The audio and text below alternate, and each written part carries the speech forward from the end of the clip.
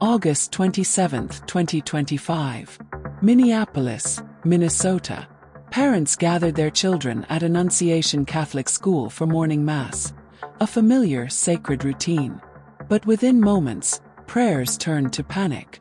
Shots rang out, windows shattered, and a community that had come together in worship was thrown into chaos. By the end of that morning, 2 young children were dead, 17 more people lay wounded, and a nation once again asked the same haunting question: why does this keep happening? This is the story of the Minneapolis school shooting, an event that has already been called one of the most shocking attacks on a place of worship in modern American history. Annunciation Catholic School sits in a quiet Minneapolis neighborhood, a place known for its diverse community and family-oriented environment. The church and school are at the heart of this area, serving not just as a house of worship but as a cultural anchor where children learn, play, and grow together. On that Wednesday morning, children filed into Massachusetts. Teachers guided them to pews. Parents lingered to say a quick prayer before work. Elderly parishioners, some long retired, found peace in their morning devotion. It was an ordinary morning, until it wasn't. The shooter was identified as Robin Westman, a 23-year-old from Minnesota. Born Robert, Westman had legally changed her name in 2019, identifying as transgender. Friends and acquaintances described her as troubled, socially isolated, and increasingly immersed in violent online communities.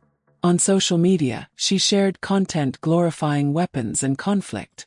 Investigators would later uncover a disturbing manifesto and multiple YouTube videos where she ranted about government overreach, faith institutions, and personal grievances.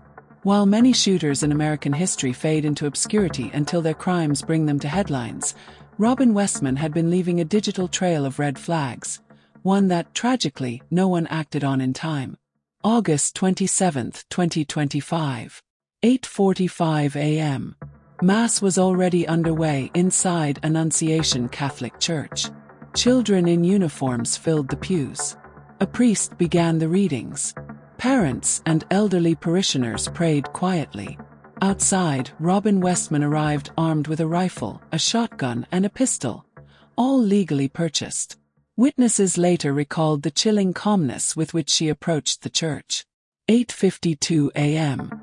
Without warning, she opened fire through the windows. Shards of glass fell onto the pews as bullets ripped through the sanctuary. Panic erupted. Children screamed. Teachers threw themselves over their students to shield them. Inside, 2 children, an 8-year-old boy and a 10-year-old girl, were fatally struck. 17 more people, including 14 children and several elderly parishioners, were injured in the chaos. Some parishioners dove under pews. Others dragged the wounded toward safety. The priest shouted for calm, desperately trying to keep people from stampeding. Outside, Robin Westman continued firing before turning one of her own weapons on herself. By the time Minneapolis police stormed the scene, she was already dead. The entire attack lasted less than 7 minutes. 7 minutes that would scar a community for years. Police, firefighters, and paramedics rushed to the scene. Officers described the sight inside the church as absolute devastation. Children huddled together, covered in blood, some their own, some from classmates. Parents cried out for their kids. Teachers, themselves wounded, begged medics to help the youngest victims first. Paramedics transported the injured to multiple hospitals across Minneapolis. Miraculously, all 14 wounded children survived. By the next day, doctors confirmed that all of them were expected to recover physically. But the emotional wounds, for those children, their families, and their community, would linger far longer. The FBI immediately classified the attack as a potential domestic terrorism incident and a religion-targeted hate crime. Why Annunciation? Why this school? Why this community? Investigators combed through Westman's devices, uncovering a manifesto expressing hostility toward Catholicism, social media posts glorifying violence and firearms, deleted videos in which she praised extremist figures, including political candidates with pro-gun platforms. While her exact motive remains complex, authorities concluded the attack was not random.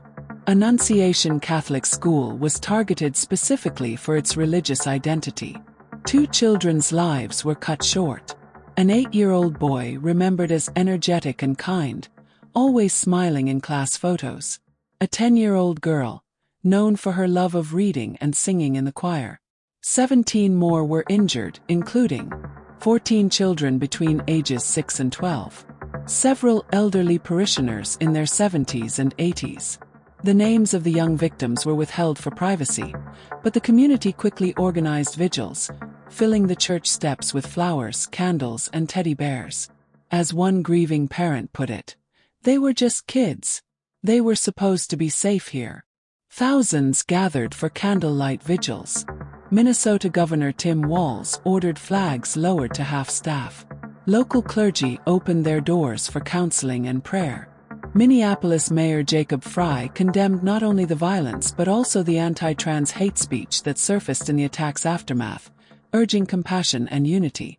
First Lady Melania Trump called the act senseless and depraved, advocating for preemptive interventions to identify individuals at risk before tragedy strikes. The Minnesota Vikings released a statement of sorrow, offering support to affected families. Across the country, religious schools and churches reviewed security protocols. Conversations reignited about gun control, hate crime enforcement, and how to balance mental health intervention with civil liberties. If Westman had survived, prosecutors likely would have charged her under federal hate crime statutes, citing her bias against Catholics. The FBI's decision to treat the case as domestic terrorism signals a growing recognition that religiously motivated violence at home is as grave as international threats.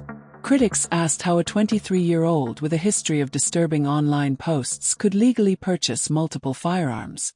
Advocates renewed calls for red flag laws, which allow courts to temporarily remove firearms from individuals deemed a threat. The shooter's online footprint highlighted the growing danger of extremist echo chambers. Lawmakers now face mounting pressure to regulate how platforms monitor violent rhetoric without violating free speech protections. As the community rebuilds, several questions linger. Could this have been prevented if warning signs had been acted upon? Are places of worship and schools adequately protected in today's America? How do we address the root causes, hate, alienation, radicalization that fuel such attacks? The Minneapolis tragedy is not just another statistic. It's a turning point. It forces a nation to confront the uncomfortable truth that violence can erupt anywhere, even in the most sacred of spaces. If you or someone you know is struggling with violent thoughts or mental health challenges, please reach out to a professional or call a crisis hotline. Help is available and intervention can save lives. If you or someone you know is struggling with violent thoughts or mental health challenges, please reach out to a professional or call a crisis hotline.